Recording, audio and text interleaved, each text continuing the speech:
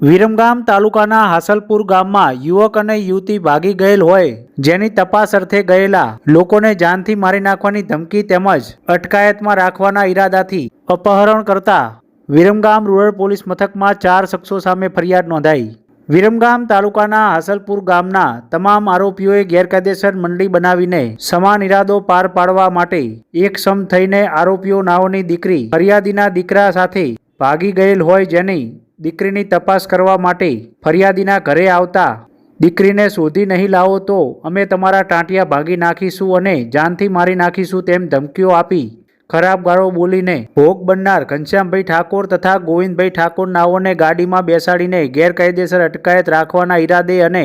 અપહરણ કરતા સમગ્ર મામલે લીલાબેન ગોવિંદજી ગાંડાજી ઠાકોર નાઓએ ધમકીઓ આપનાર જગાજી હીરાજી ઠાકોર, વિક્રમજી જગાજી ઠાકોર, રેખાબેન જગાજી ઠાકોર તેમજ પૂજાબેન મેરુજી ઠાકોર તમામ રહે વિરમગામ નાઓ વિરમગામ રૂરલ પોલીસ મથકમાં ફરિયાદ નોંધાવી છે। વિરમગામ રૂરલ પોલીસે ચારેય સામે ગુનો નોંધીને વધુ તપાસ હાથ ધરી છે।